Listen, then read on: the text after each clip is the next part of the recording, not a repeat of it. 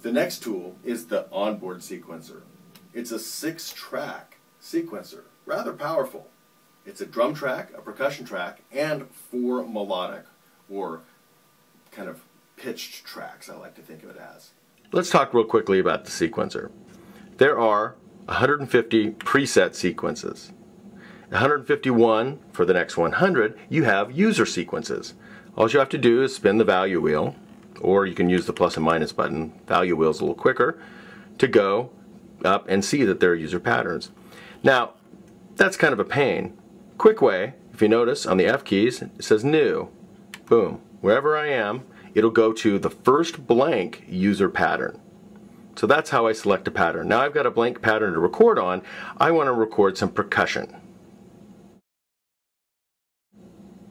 A great feature of the TD20 is the ability to record a percussion pattern as a sequence right from the pads. It's really simple to do. Right now I'm set up to control out of the box drums, just like a drum set. What I'm going to do now is go to Setup, MIDI, which is F1, and I'm going to go to Global F2, and you'll see as I cursor up and down, soft through, don't worry about that, it's saying the second line, local control is on for drums, which means when I hit the pad I'm going to get a drum sound. I can use the plus button. Now it's on for percussion, which means no longer have drums, I'm controlling percussion. Once I've done that, I go back to pattern in sequencer.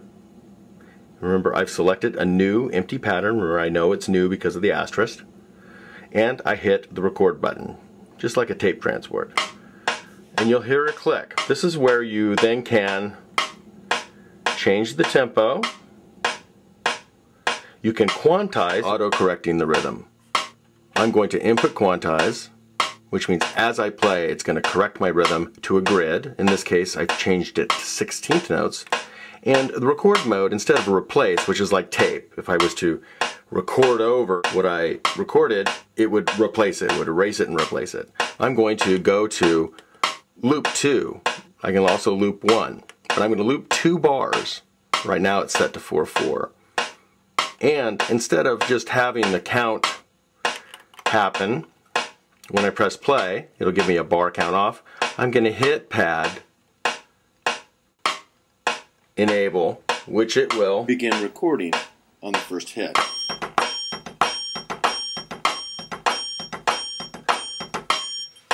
And I've just recorded a triangle part.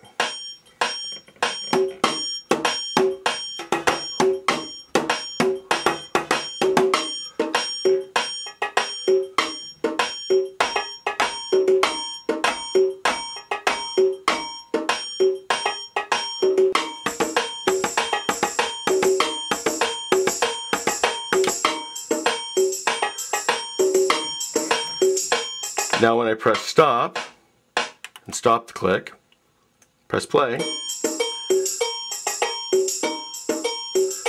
I can also go in if I want and change the tempo.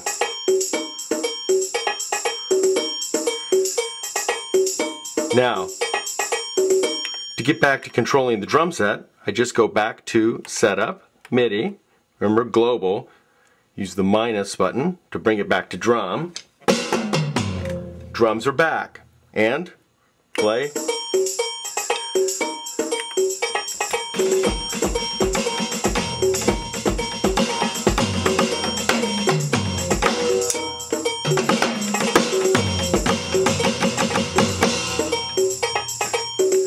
I'm now playing over the top of that loop at the same time.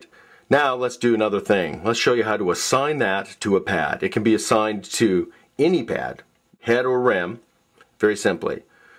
Instrument, no chase to where I want it. In this case, I'm going to put it on my left-hand crash on the edge. You see that? Crash 1. I'm going to go Control, Pad Pattern. You can see that it's off. In fact, there are no patterns assigned to this particular kit. And that was 151, right? User 151. Boom. Right now it just starts and stops by me hitting the edge of the crash.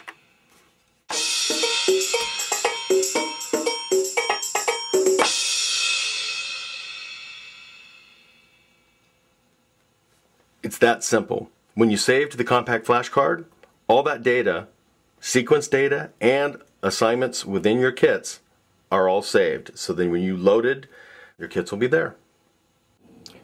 The MIDI connection for your external MIDI controller or keyboard generally to the TD20 is quite simple. You take MIDI out to MIDI in. So it's out to in. Once you've done that, you have to make sure that the MIDI channel assignment on your keyboard controller or your controller like a hand Sonic is the same as the part you want to record in the sequencer. There are 16 MIDI channels. Drums are generally found on MIDI channel 10, and percussion like we recorded from the pads is found on MIDI channel 11. So I'm going to go in here, MIDI channel select, boom, boom, boom, boom, down to 1, enter. Now anything on MIDI channel 1 in the TD20 on the sequencer parts will be recorded.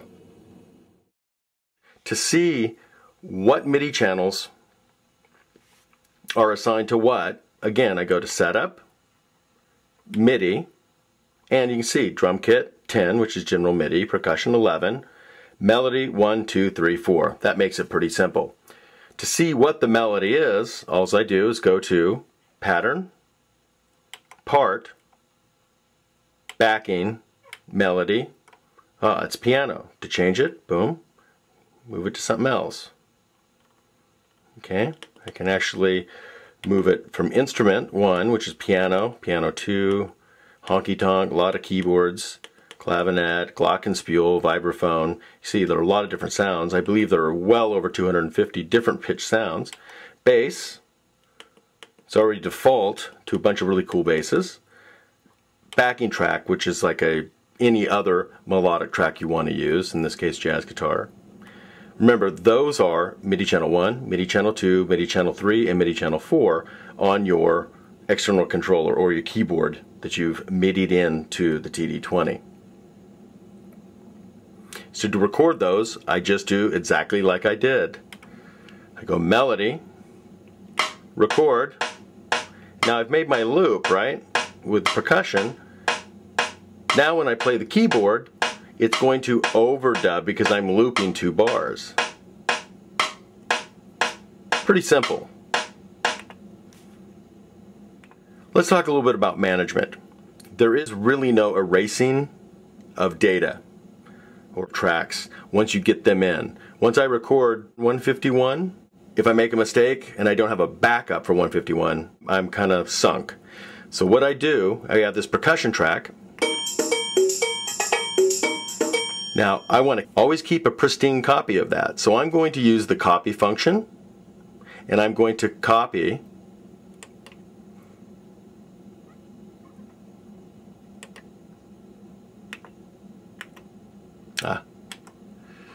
that's right. Kind of sunk. So what I'm going to use is the copy function within the pattern mode. So list, part, function, edit, F4, copy. And I'm going to copy, this is source, pattern source, and destination. So I'm going to copy user pattern 151 to user pattern 152. And I know that it's blank because again that asterisk shows up. I'm going to copy it all. Boom. Execute. Thank you, Snappy Son. So not only do I have it here, I also have it here.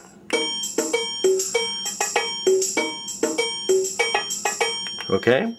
Now I can go in and add a part to this.